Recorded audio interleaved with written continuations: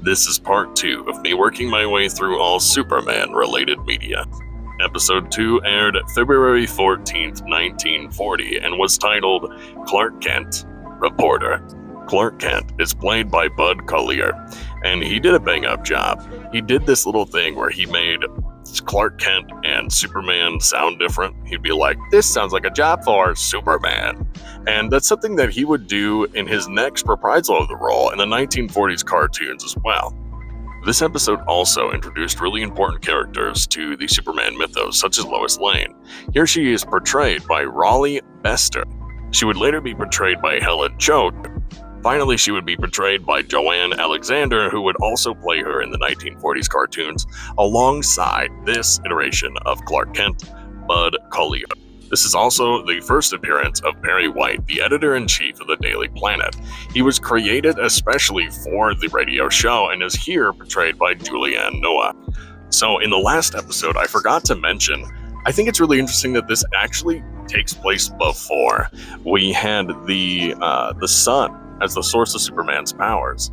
Originally, and in this iteration of Superman, he was just part of a very advanced race that all of them could do the things that Superman could do, and he just happened to be the last of his kind.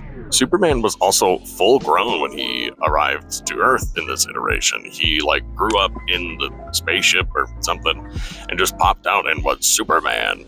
And I really prefer what we have now. I can respect where we came from with the story, but having Ma and Pa Kent be a big part of why he's such a good person, and the sun being a source of his powers, I think it's just all around better, but it doesn't all in all really affect your enjoyment of the future episodes going forward. It's not like it comes up like, oh no, I didn't grow up with Ma and Pa Kent, I can't save the day. So all in all, I guess it doesn't matter too much, but it matters to me.